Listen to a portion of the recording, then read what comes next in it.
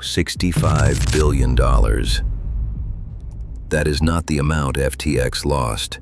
That is the credit line that one company, Alameda Research, allegedly had access to inside a platform that promised every customer the same rules. 65 billion. Written into the code, hidden from the world.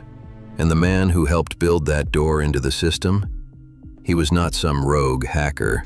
He was the co-founder, the CTO, the quietest person in the room.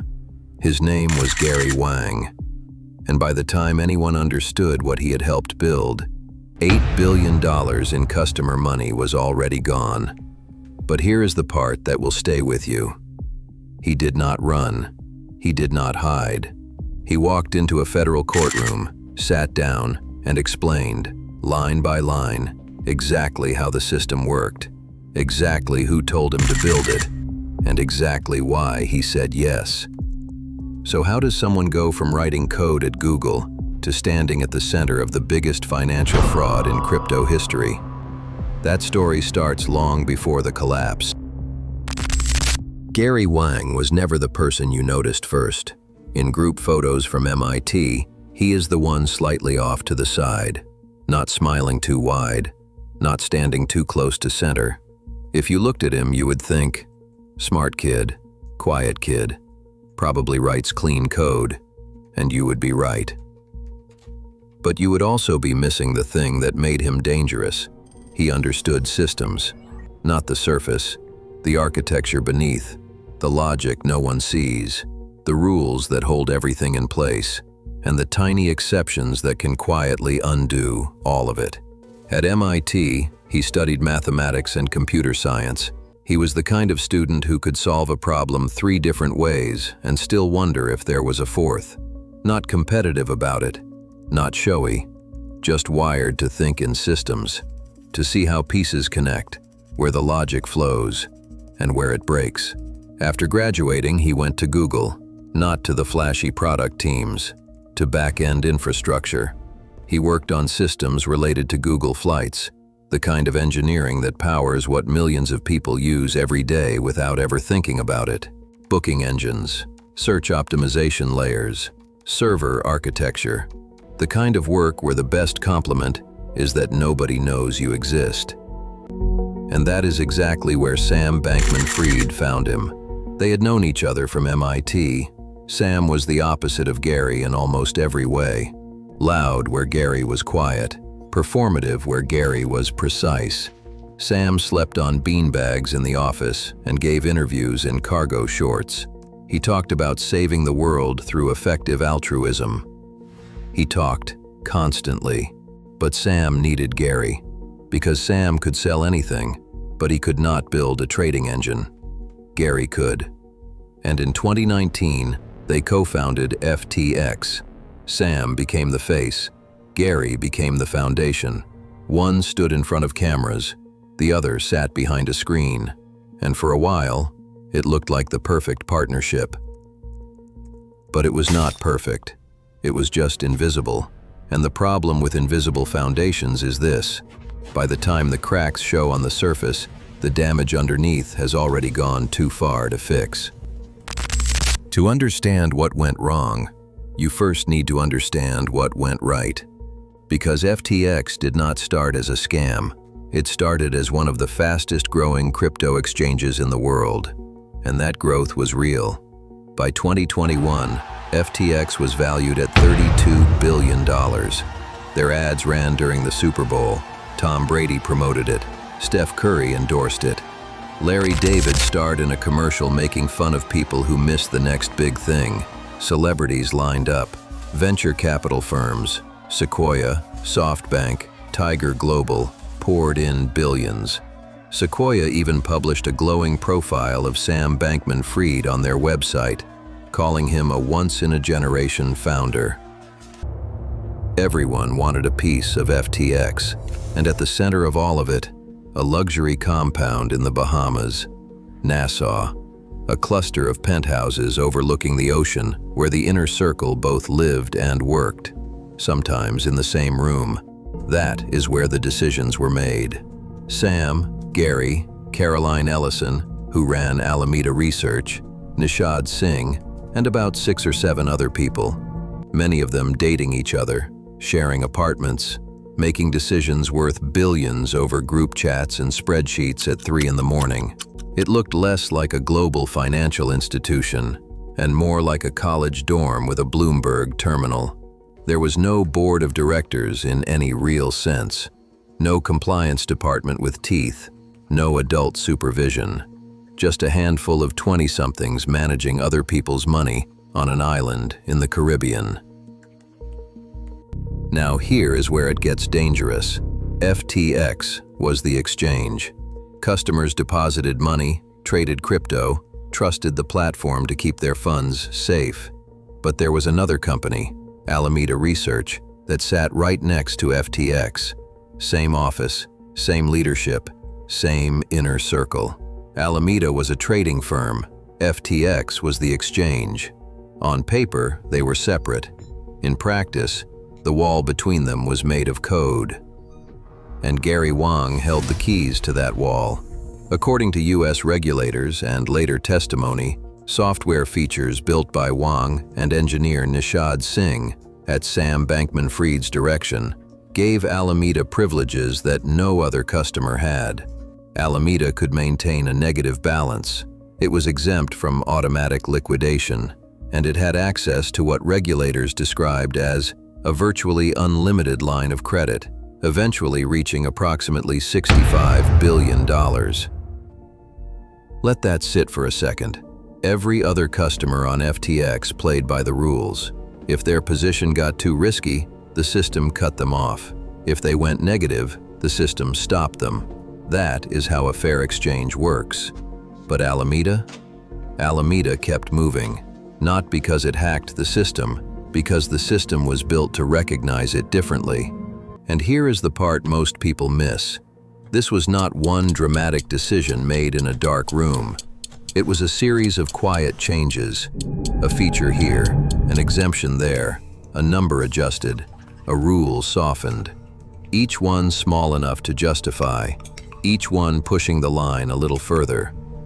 Until one day, the line was gone. Wang later testified that Sam directed these changes, and Wang said yes, every time. Now this is where the story gets uncomfortable, because it would be easy to frame Gary Wang as either a villain or a victim. But the truth is messier than that. Think about it. You are 26 years old. You helped build one of the biggest crypto exchanges in the world.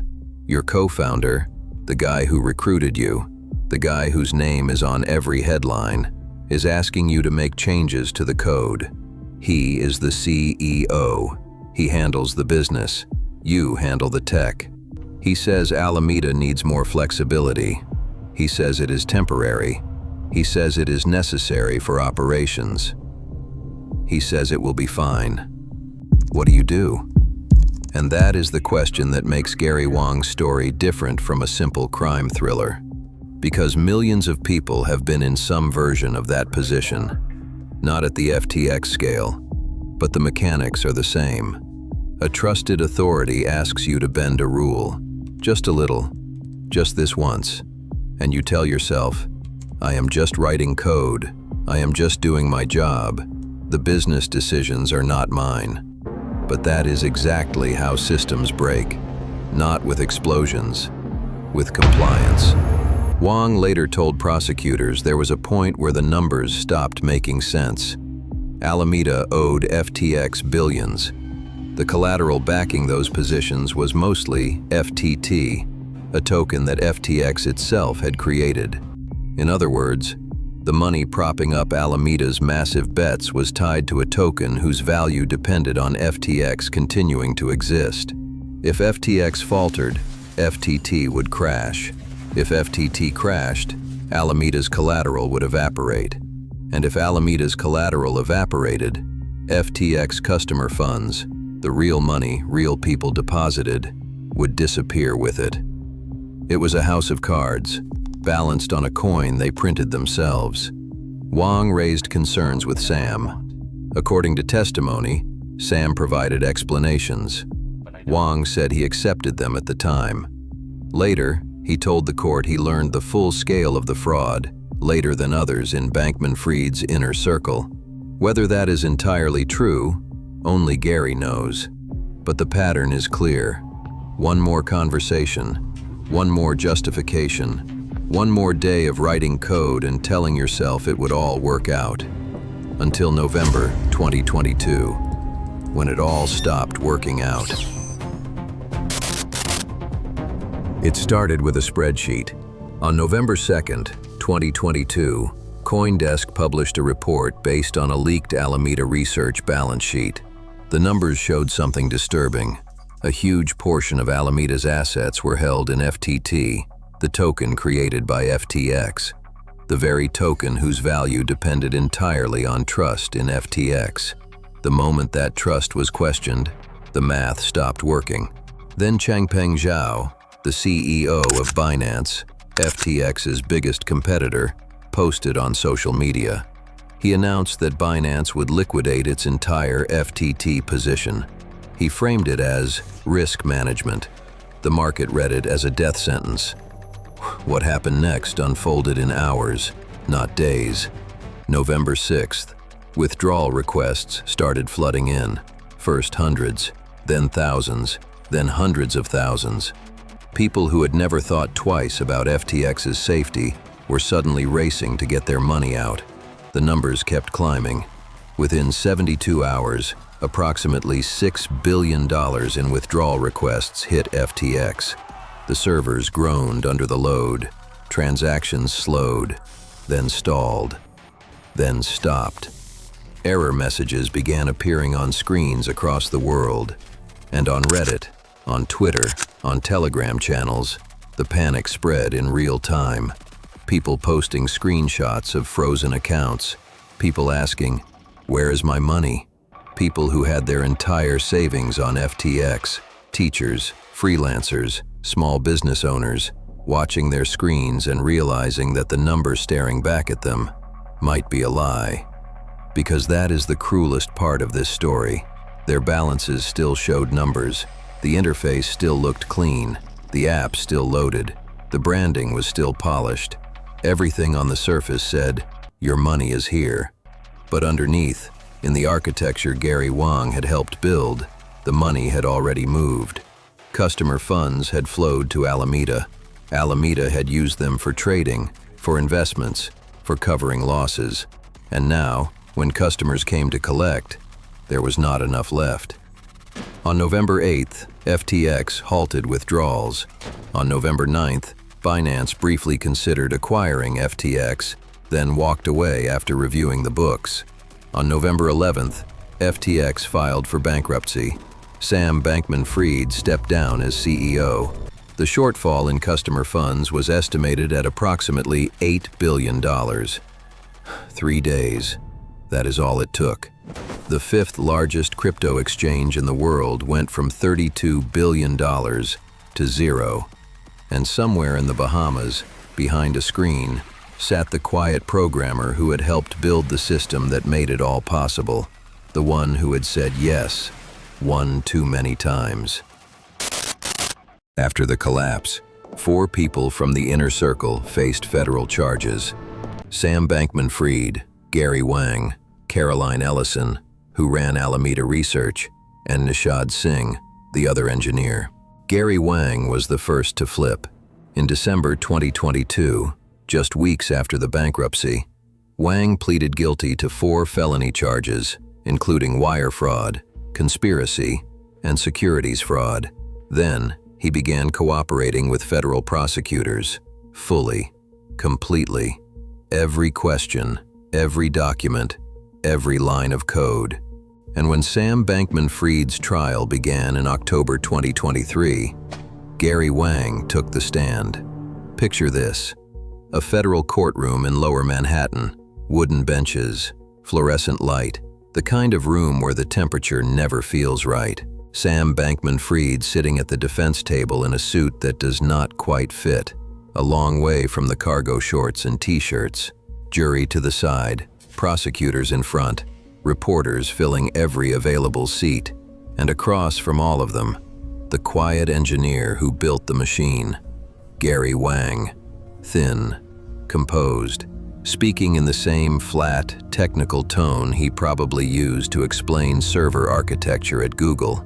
But what he was explaining now was not server architecture. It was how billions of dollars moved through a system he helped design, and where that money went. Wang testified that Sam directed him to create special code features for Alameda. He explained the negative balance privilege. He explained the liquidation exemption. He explained the line of credit that eventually reached approximately $65 billion. He walked the jury through the architecture, the same architecture he had helped design, and showed them exactly where the rules had been rewritten. And then came the line that cut through the entire trial. When asked why he made those changes, Wang said, "He asked us to do it, so we did it." 9 words, no emotion, no excuses, no dramatic pause, just a flat, technical admission from the man who understood the code better than anyone else in the room. That testimony was devastating, because Wang did not just describe what happened, he described the mechanism. He gave prosecutors a technical map of exactly how customer money had been moved, who authorized it, and what the code made possible. Sam Bankman-Fried was found guilty on all 7 counts. In March 2024, he was sentenced to 25 years in federal prison. Caroline Ellison received 2 years. Nishad Singh received no prison time, credited for cooperation. And Gary Wang? His sentencing came in November 2024. The judge considered his cooperation, his early guilty plea, and the scope of his testimony. The sentence, no prison time. The judge said Wang was entitled to, and these are the court's words, a world of credit for taking responsibility. So the programmer walked free. But the story did not become cleaner because the sentence was lighter. It became harder. So here is the part that no verdict can resolve. Was Gary Wang a victim? He was pressured by his co-founder. He was the technical mind, following business orders. He cooperated fully the moment the system collapsed. He helped put the man responsible behind bars for 25 years. Or was he complicit? He was not some junior employee. He was co-founder, CTO. He understood the code because he wrote it. He knew what the exemptions meant. He saw the numbers get worse, and he kept building. The honest answer is that it is both, and that is what makes this story worth telling. Because Gary Wang is not a movie villain. He is something harder to process. He is a brilliant person who kept saying yes to a system he knew was bending, and eventually broke. And if you think that could never be you, consider this. Every industry has a version of this story. Banks, tech companies, government agencies, military contractors, pharmaceutical firms. There is always someone who sees the problem, someone technical enough to understand the risk, someone close enough to the architecture to know where the weak point is. The question is never whether those people exist. The question is what they do when the person above them says, "Make it work." Most people remember FTX as Sam Bankman-Fried's empire, and that is fair. He was the face. He sold the dream. He absorbed the spotlight and the sentence. But underneath that story is a quieter one. The story of the person who built the foundation, who understood the hidden layers, who knew which line of code held everything together, and which exception could silently tear it apart. Gary Wang did not destroy FTX with a dramatic gesture. It was slower than that, quieter, a change here, a privilege there, a system that bent a little more each time, until one day there was nothing left strong enough to hold it up. $8 billion, gone, not stolen by an outsider, not hacked by a stranger, lost because the rules that were supposed to protect everyone had a quiet exception, written in code, buried in the architecture, invisible until the day it destroyed everything. So the next time a platform tells you the system is automated, neutral, and safe, ask one question: safe for whom? Because sometimes, the most expensive secret in finance is not stolen, it is written. But FTX was not the last time a trusted insider destroyed a system from within. The next story takes you inside the FBI itself, where one man sold secrets to the enemy for 22 years, and nobody caught him.